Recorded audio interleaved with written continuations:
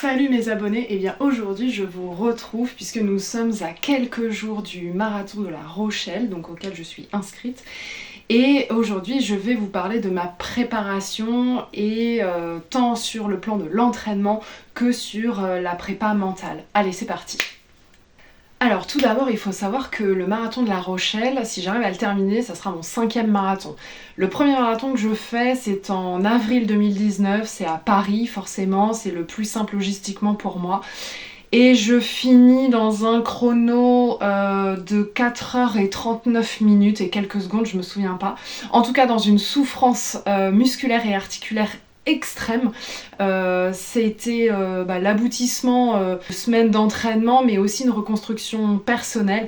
Alors j'ai pas pu marcher pendant 3 jours réellement, mais voilà, c'était une vraie fierté personnelle de finir ce marathon. Le deuxième, eh bien, il arrive 3 ans après, du coup il a fallu que je m'en remette. Bon, il y a eu la Covid entre temps. C'était Poitiers et ce marathon, il faisait partie de ma prépa pour l'Ultra Mirage, donc un trail qui a eu lieu en octobre 2022 donc il se passait dans le désert tunisien. Si vous voulez voir quelques images, c'est dans mes premières vidéos. Un trail de 50 km qu'il fallait faire en autosuffisance dans le désert, donc vraiment c'était une expérience de dingue, un souvenir incroyable, et en plus je finis 4e femme, donc vraiment c'était extraordinaire. Donc quelques mois auparavant, en mai 2022, je faisais le marathon de Poitiers et j'arrivais enfin à faire le 10 km/h, donc je finis en 4h11 et quelques secondes. Mon 3e marathon, ça a été le marathon de Vannes. Alors quasiment un marathon, puisque sur le parcours malheureusement il y a eu un nid de frelons, les organisateurs ont dû raccourcir le parcours. Du coup je finis avec 40 km et 800 mètres, donc pas un réel chrono sur marathon à Vannes. Donc j'ai dû y revenir forcément. Je voulais réussir à faire le moins de 4 heures officiellement. Et donc c'est en avril 2024 à Chinon que je réussis à faire 3h55 et quelques secondes.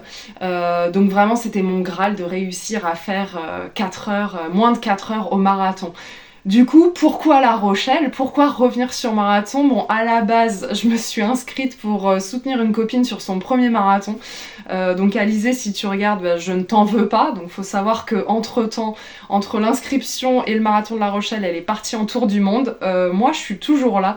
Du coup, je me dis que je vais profiter du marathon de La Rochelle pour essayer d'améliorer mon chrono. Mais surtout, le marathon de La Rochelle fait partie intégrante d'une prépa un peu plus longue. Ça m'a fait un premier bloc d'entraînement, une remise en volume pour un objectif plus long qui arrive dans à peu près 6 mois. Donc j'ai le temps de me préparer et j'aurai aussi le temps de vous en reparler.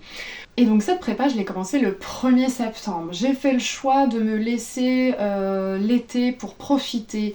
J'ai fait du trail donc en Dordogne, dans les Alpes. J'ai aussi fait du vélo et je me suis vraiment déconnectée de la montre. C'est-à-dire ne pas suivre des allures, ne pas chercher à faire un chrono ou quoi que ce soit. Et ça m'a fait un bien fou. Ça m'a vraiment déconnectée vraiment de l'entraînement et je suis revenue à pratiquer du sport vraiment plaisir.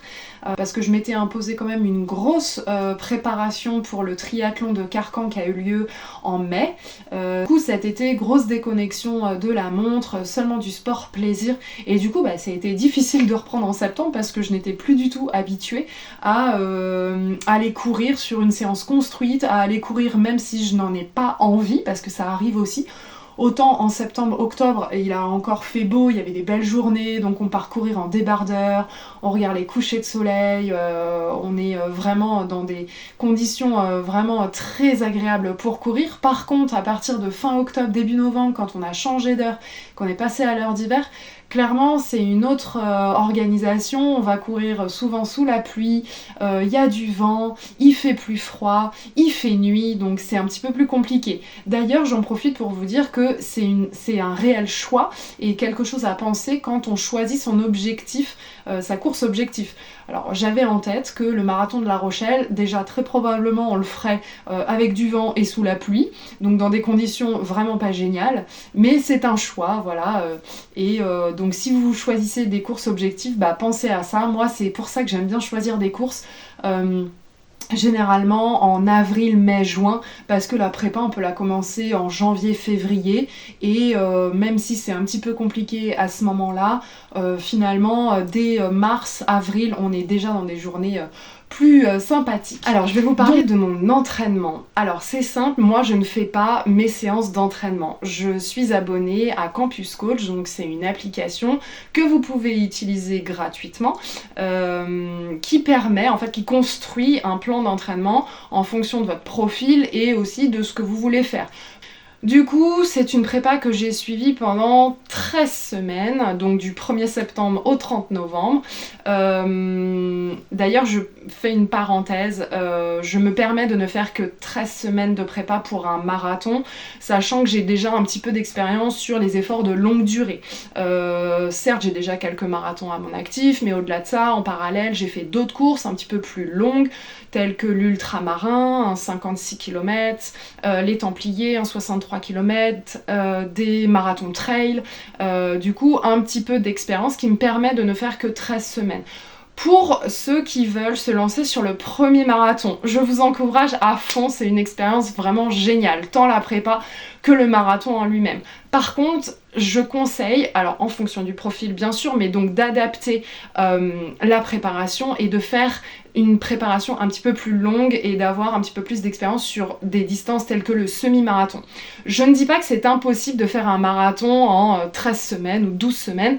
Par contre, peut-être que ça peut être traumatisant sur le plan musculaire, sur le plan articulaire, et que ça peut générer des blessures, c'est un peu le risque. Du coup, je ne dis pas que c'est impossible, mon premier marathon, je l'ai fait avec 4 mois de prépa, 3 séances par semaine et un seul semi-marathon à mon actif. Du coup, c'est possible. N'empêche que j'ai vu les effets. Clairement, j'ai mis des mois à recourir et à aimer la course à pied parce que mon corps avait vraiment beaucoup donné. C'est aussi pour ça que je me suis tournée vers le triathlon, parce que sport porté, le vélo, la natation, clairement la course, ça devenait compliqué. Donc pour les primo-marathoniens, je vous conseille de faire une prépa un petit peu plus longue. Et si vous souhaitez essayer Campus Coach, n'hésitez pas, il y a une version gratuite, mais il y a aussi la possibilité d'avoir davantage d'options en s'abonnant. J'ai un code parrainage, n'hésitez pas si vous voulez essayer. Alors pendant ces 13 semaines de prépa, j'ai fait 5 séances par semaine.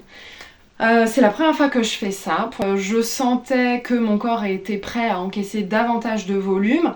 Là, j'ai décidé d'augmenter le volume hebdomadaire pour pouvoir gonfler un petit peu l'entraînement, la préparation et donc réussir à faire ces 5 séances par semaine. Composé brièvement de footing, d'endurance fondamentale, de sorties longues forcément, avec ou sans intervalle d'allure, et surtout des séances d'allure spécifiques où on va travailler par exemple de la VMA, du seuil 30, alors ça a été surtout le début de la prépa.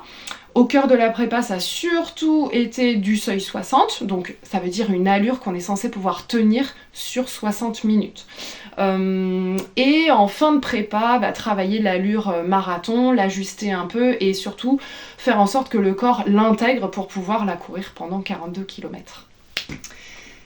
Et au sein de cette prépa, sur les 3 semaines les plus intenses et où il y avait le plus de volume, on a réussi à se caler des courses.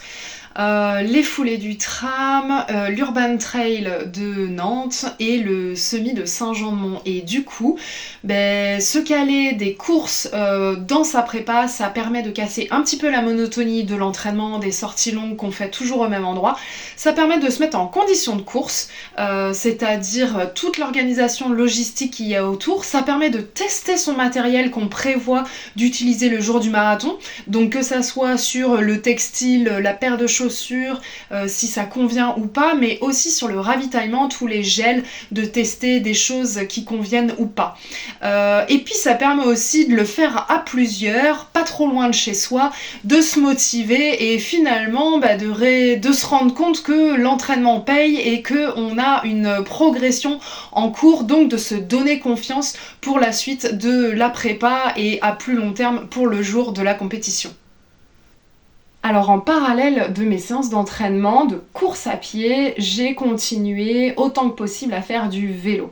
Clairement parce que j'aime ça. Et puis en septembre-octobre, on avait encore des belles journées, donc profiter de l'extérieur, vraiment c'était extrêmement agréable.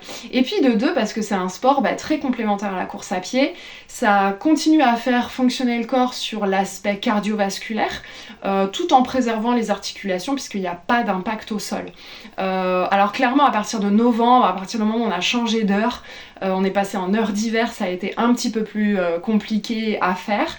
Et puis j'ai surtout mis mon énergie dans la course à pied parce que la prépa s'était un petit peu intensifiée en termes de volume. Mais ça reste une bonne activité sportive à faire en complément de la course à pied. Et autre chose aussi, cette année, j'ai commencé le renforcement musculaire. Alors ça, c'est quelque chose que je savais que je voulais intégrer à mes prépas de course à pied, parce que c'est un levier de progression. Sauf que logistiquement, j'avais encore du mal à l'intégrer à mes séances, à mes semaines d'entraînement. Récemment, j'ai découvert une salle de sport près de chez moi, donc je fais au moins 1 heure par semaine de renforcement musculaire, donc en séance collective, en séance guidée. Donc j'ai pas trop à me poser la question de ce que je fais. C'est soit les jambes, soit du gainage, soit les bras, enfin voilà, c'est assez complet. Alors clairement, faire 5 séances de course à pied dans la semaine, 1 heure de renfo, voire 2, plus du vélo, je vous avoue qu'effectivement, logistiquement, c'est compliqué. Alors surtout les semaines impaires où je suis maman. Comment je me débrouille? Déjà, moi j'ai la conviction que les enfants, il faut les inscrire au sport pour qu'ils découvrent plein d'activités sportives, le goût de l'effort et qu'ils soient dans une mobilité quotidienne. Du coup, ma fille est inscrite à des activités de loisirs, donc sportives et créatives, et ça me permet déjà de faire de mon sport pendant qu'elle fait le sien. Il y a cette possibilité-là. Je fais aussi mes séances de course à pied, parfois quand elle est au périscolaire, donc après l'école. Parfois aussi, j'arrive à la motiver à m'accompagner en vélo. Alors du coup, ça a été surtout possible en septembre-octobre, où les journées étaient encore agréables, parce qu'elle est plus grande et que donc faire du sport avec elle, moi je trouvais ça chouette. Et puis sinon, clairement, des fois, je demande à mon conjoint de garder ma fille pour faire ma séance d'entraînement. Et si on est tous les deux inscrits à une course, clairement, la solution qu'on a trouvée, c'est la kit-sitter. Voilà. Et autre chose aussi, ce qui permet de caler autant de séances de sport, c'est de les prévoir à l'avance. Parce que clairement, moi, quand je rentre à la maison, si je ne me suis pas imposée de faire ma séance d'entraînement, j'aurai soit la flemme, soit autre chose à faire. Et du coup, ça passera à la trappe. Donc, dans mon agenda, je prévois à l'avance que tel jour, à telle heure, j'ai un créneau, et c'est là que je ferai ma séance. Du coup, moi, je le sais, je préviens ma fille, je préviens mon conjoint, ça rentre dans l'organisation familiale. Parce qu'au bout d'un moment, quand même, la course à pied, ça devient un projet quasiment de famille, un projet qu'on fait ensemble. Allez, maintenant je vais vous parler un petit peu plus précisément du marathon de La Rochelle, donc qui arrive dans 3-4 jours, ça dépend du temps que je mets à publier la vidéo. Le marathon de La Rochelle, donc ça sera un départ, j'ai même pas regardé l'horaire, en tout cas tôt le matin, entre 8h et 9h j'imagine. J'espère que cette fois je ne raterai pas le départ, comme j'ai fait à Saint-Jean-de-Mont. Donc le marathon de La Rochelle, c'est 2 boucles, surtout en restant en centre-ville, donc il y a pas mal de virages. Moi qui aime les lignes droites, clairement c'est vraiment pas ce marathon sur lequel je me serais lancée. Mais l'avantage de 2 boucles, c'est que on fait un premier tour et on visualise déjà un petit peu les obstacles ou les facilités qu'on aura sur le deuxième tour, qui sera forcément dans un ressenti de difficulté un petit peu plus élevé. L'avantage aussi d'un marathon en 2 boucles, c'est que vous repassez 2 fois au même endroit. Et donc si vous avez des supporters, c'est l'occasion de les voir davantage. Et j'aurai des supporters sur le parcours, du coup j'ai hâte de pouvoir leur dire j'en peux plus et de les entendre m'encourager, parce que vraiment je pense qu'il y a un moment dans le marathon où même si on court avec des gens, on se sent vraiment seul, parce que la difficulté, clairement c'est un combat contre soi-même, entre le cerveau et les jambes, donc faut combattre son cerveau pour faire avancer le corps. Donc quand on a des supporters, ça permet de se reconcentrer et de redonner une nouvelle dynamique. Et puis niveau chrono, j'ai une idée un petit peu des allures que j'ai travaillées à l'entraînement, forcément, parce qu'avec Campus Coach, lui, il me prévoit du 3h52, donc ça serait déjà améliorer mon record. Sauf que je sens que je suis capable de faire mieux que 5h30. Par contre, ma Garmin, donc la montre que je porte quotidiennement, même la nuit, me prévoit à 3h42, donc 10 minutes de différence avec Campus Coach. Le temps que je pourrais viser est entre les deux, donc entre un 3h42 et un 3h52. Et puis dernière chose, aujourd'hui, vous êtes plusieurs à m'avoir posé la question au sujet de la préparation mentale, de comment on se prépare à une épreuve dans laquelle on sait qu'on va souffrir, qui va être réellement dure mentalement et physiquement. Pour ma part, la préparation mentale, elle est sur 3 aspects. Le premier aspect, c'est plutôt d'avoir pensé à tout ce qui est logistique, c'est-à-dire où est la récupération des dossards, où est le départ, l'heure à laquelle débute le marathon, dans quel sas je suis, à quelle heure il faut que j'ai fait mon échauffement, à quelle heure il faut que je rentre dans le sas. C'est toutes ces questions-là, et donc à quelle heure il faut que j'ai pris mon petit déjeuner, qu'est-ce que je vais manger au petit déjeuner, est-ce que je suis à l'hôtel, est-ce que je suis en Airbnb, du coup qu'est-ce que je vais manger. C'est toutes ces petites questions d'organisation vraiment matérielle. Le deuxième aspect, ça va plutôt être ce que je vais faire sur la course. C'est-à-dire une fois que je suis dans mon sas, que je suis sur la ligne de départ, comment je vais gérer ma course. Et clairement, ça m'est venu au fur et à mesure des marathons. C'est effectivement savoir être avec le frein à main sur les premiers kilomètres, bien gérer son allure, savoir qu'à un moment donné ça va devenir plus dur, c'est de savoir qu'à un moment donné on aura de toute façon mal, on aura envie de s'arrêter parce que ça devient vraiment douloureux, mais qu'il faudra lutter contre ça. Ça c'est un petit peu l'aspect mental. Il y a aussi cet aspect de comment je gère ma nutrition pendant la course. Alors ça, j'en ai parlé dans un précédent épisode sur l'alimentation, que ça soit l'alimentation au quotidien, l'alimentation la semaine avant la course. D'ailleurs, je bois mon malto et l'alimentation pendant la course. Du coup, savoir quel gel on va prendre à quel moment, c'est-à-dire de tout planifier, d'avoir un plan extrêmement concret de ce qui va se passer. Et la dernière chose, c'est plutôt l'aspect de l'euphorie, c'est-à-dire de savoir qu'on va avoir du stress, que ça va être générateur d'émotions, alors d'angoisse ou même d'euphorie, et de savoir que ça c'est normal. Le stress il est utile parce qu'il vous prépare à la difficulté de l'effort. Et l'euphorie elle est aussi très agréable à vivre parce qu'elle est dynamisante, parce qu'elle va vous faire vous dépasser. Du coup c'est de savoir qu'on va passer par ces émotions là. Donc en termes de prépa, c'est un petit peu ça que je fais à chaque grosse compétition. Voilà, et écoutez, j'espère que cette vidéo vous a plu, qu'elle vous donnera envie de vous lancer sur marathon. Et puis écoutez, je vous retrouve donc la fois prochaine pour le petit retour sur le marathon de La Rochelle, en espérant qu'il y ait un beau chrono à la clé. Allez, je vous souhaite une bonne journée, ciao, bye bye.